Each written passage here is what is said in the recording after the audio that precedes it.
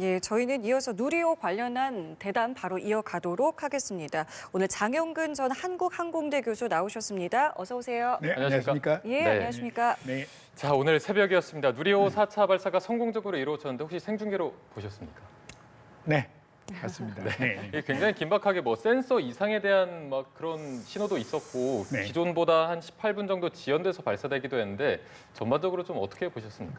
뭐 사실은 발사체 발사를 할 때 이런 일들은 뭐 종종 있는 일입니다. 그래서 뭐 아무 이상 없이 처음부터 발사 운영을 시작을 해서 그래서 바로 발사하는 경우는 드물죠. 네. 그래서 뭐 이런 정도로 뭐 한 뭐 15분 뭐 또 13분 내에 그 이제 엄브리컬 압력 센서가 있습니다. 네. 그래서 이제 이것이 문제가 됐다는 거를 발견해서 바로 수정을 해서 발사했다는 건 굉장히 원활하게 한 거죠. 그럼 네. 발견해서 바로 수정했다라는 거는 그러니까 지금은 아무 이상이 없다라고 보는 겁니다. 그렇죠. 원래 이제 엄브리컬에 대해서 설명을 드리면 예, 예. 이거는 실제 이제 발사해서 운용하고 이제 로켓이 올라가는 데는 올라가서 운용하는 건 아무 상관이 없는 거고요.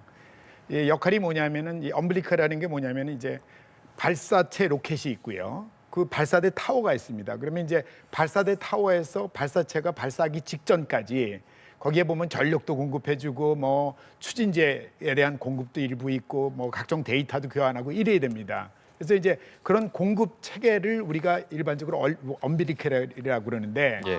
발사하기 바로 직전에 얘가 이제 뭐 거기에 들어가 있는 여러 가지 그 이제 그 물건들 있잖아요. 네네. 뭐 거기엔 커넥터도 있고 암도 있고 뭐 여러 가지가 있는데요. 이런 시스템들이 분리가 되어 올라가지 않습니까? 그쵸. 그러니까 거기에 이제 유압 또는 공압을 사용을 해서 압력을 세게 줘서 이걸 끊어주는 거거든요.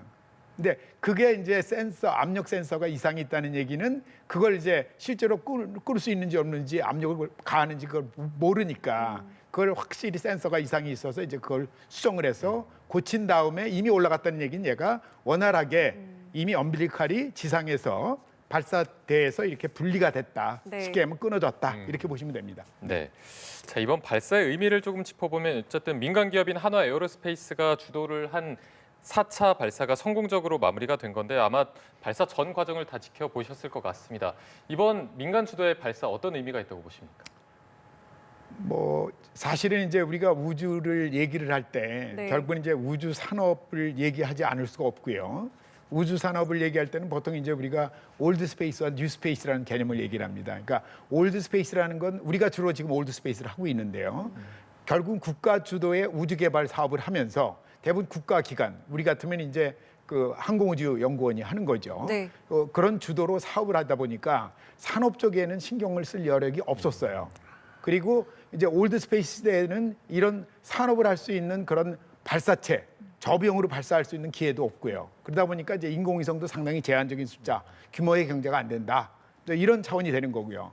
뉴 스페이스로 전환했다는 얘기는 그 전환의 거의 전환점은 누구냐? 그 일론 머스크가 운영하고 있는 스페이스X입니다. 스페이스X의 팔콘 9 발사체가 결국은 이제 굉장히 저비용으로 네. 이 재사용 엔진을 개발을 해서 저비용으로 발사할 수 있었다. 그러다 보니까 이제 너도 나도 발사를 하는 거죠. 우리는 뭐 지난 3차하고 이번 그 4차 발사에서 2년 반 만에 발사하지 않았습니까? 근데 지금 팔콘 9 발사체는 올해에만 약 180회 정도 발사합니다. 그 얘기 뭐냐면 뭐 이틀에 한 번씩 하는 거죠. 그렇네요. 그건 완전히 상업 발사를 하는 겁니다. 그러니까 자기네 뭐 위성이 아니고 자기네 위성도 물론 스타링크라고 통신 시스템을 올리긴 하지만 예. 대부분은 이제 해외의 위성들을 발사 서비스로 돈을 받고서 발사를 서비스를 제공해 주는 거죠. 그래서 뭐 쉽게 하면 버스 같은 겁니다. 수송 수단을 제공해서 인공위성이 원하는 궤도에 올려준다. 이제 그런 역할을 하는 게 결국 이제 어떻게 보면 이제 발사체 측면에서 보면 산업화입니다. 결국 이제 이런 것들을 하기 위해서 결국은 민간 주도로 개발할 수밖에 없다라는 거고요.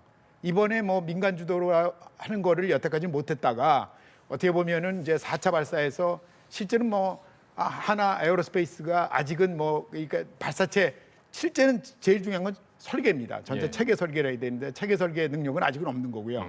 그다음에 1, 2, 3회를 거쳐서 설계하는 거를 제작하는 거 관리하고 그다음에 조립하는 수준 정도를 했다. 그리고 전체 시험은 또 항우연이 했고 발사 운영도 이제 항우연이 했습니다. 그래서 그러다 보니까는 아직은 출발점에 불과하다. 그렇지만 결국은 산업 산업체 위주의 산업체 중심의 민간 주도의 우리가 우주 산업이 되겠다 이렇게 말씀드릴 수 있겠습니다. 네. 자, 그 이번에 이제 어쨌든 이제 올라갔고 이제 그 안에 이제 위성도 이제 들어 있잖아요. 그럼 이제 이런 것들은 어떤 역할을 하게 되는 거고 어떤 거를 좀 개인적으로 좀 기대하고 계세요?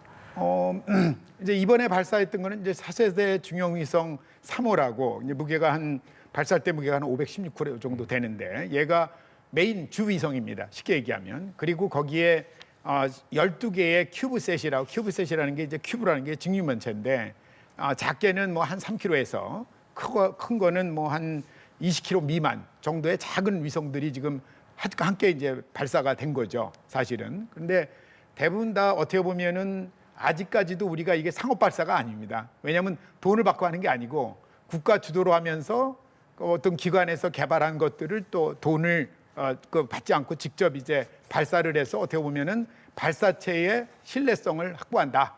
그리고 이제 우리가 독자 수송 능력의 기술을 어떻게 보면 지금까지도 계속 검증하고 있는 거죠. 예. 이제 그런 차원이라고 보시면 되겠습니다. 네.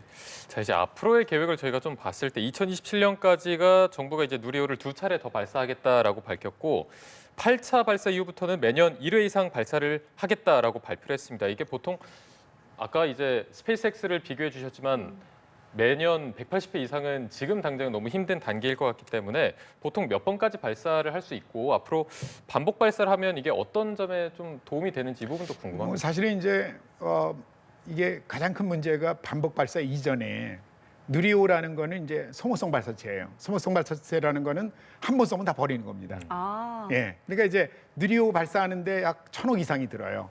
제작하고 조립 시험하는데 예. 1,000억 이상이 든다. 그럼 굉장히 고비용이 들죠. 예. 근데 사실은 지금 팔콘 9이라는 거 이거보다 10배 이상 큰 발사체인데 추력이. 근데 이 발사체는 실질적으로 비용이 그렇게 많이 들지 않습니다. 그러니까 얘는 얼마 정도냐면 그 훨씬 큰 배인데도 7천만 달러 정도 받아요. 다 합해서. 근데 실제로는 들리는 뭐 정보에 의하면은 약 1,500에서 2천만 불에 제작을 할 수 있다. 왜냐하면 엔진을 재사용하니까.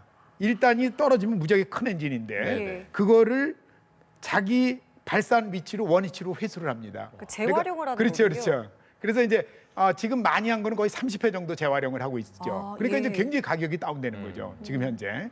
이제 그런 측면에서 보면 누리호는 소모성 발사체라 과연 정부에서도 마찬가지고 민간에도 마찬가지고 앞으로 지금 5차, 6차를 내후년하는 거는 예산이 할당돼서 지금 나오고 있고요. 예. 그다음에 그 이후에 26년, 7년 이후에 28년대 뭐 7차, 8차 이런 거를 할 수 있겠느냐. 이 문제는 뭐냐면 얘가 소모성 발사체이기 때문에 의미가 떨어진다는 거죠.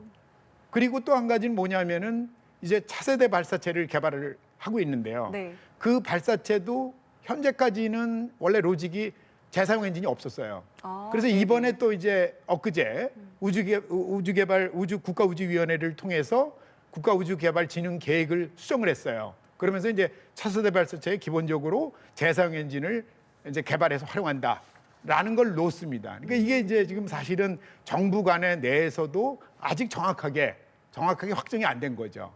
그러다 보니까 이제 신문 언론에서는 뭐 우주항공청이 발표를 하거나 뭐 누가 발표를 하거나 네네네. 항우연구 항공우주연구원이 하든 어쨌든 서로 맞지 않는 정확하게 지금 결정이 되지 않은 그러니까 그 사항들을 로드맵이 아직 안 정해진 그렇죠, 거군요. 그렇죠. 이게 기본적으로는 지금 재사용 엔진을 사용한 발사체를 개발을 해야 이걸 상업 발사 서비스를 할 수 네네. 있다. 그래야 사실은 민간업체가 참여하는 데 의미가 있는 거죠. 그렇죠. 국가에서 주는 돈만 가지고는 그거 가지고는 사실은 그냥 국가 주도의 사업일 수밖에 없는 거다.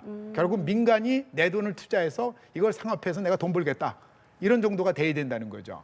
그래서 이제 그런 부분에서 아직은 정확하게 뭐 로드맵 정도는 이렇게 마련은 했지만은 네. 가고 있는 중에 지금 사실 일부 수정을 하고 지금 그런 상황이라고 보시면 됩니다. 그럼 어떤 네. 부분에서 가장 쟁점이 되는 거예요? 그 부분이 뭐 이렇게 정해지는 데 결국은 있어서. 뭐냐면 네. 재사용 엔진을 개발해서 재사용 발사체를 통해서 발사 서비스를 상업화한다라는 게 핵심인데 그 부분에 대해서 아직 확실히 결정이 안 된 거죠. 쉽게 얘기하면 누구나 그런 재사용 발사체가 필요하다라는 걸 인식을 하지만 네. 현재 우리 입장에서는 뭐 기술적인 난이도도 있고요. 그래서 이제 상당히 아직은 다 결정이 안 된 상황이다 이렇게 보시면 되겠습니다. 네, 알겠습니다. 자, 누리호 4차 발사의 성공 그리고 또 앞으로 남은 과제까지 한번 짚어봤습니다. 지금까지 장영근 전 한국항공대 교수와 함께했습니다. 오늘 고맙습니다. 네, 감사합니다. 감사합니다.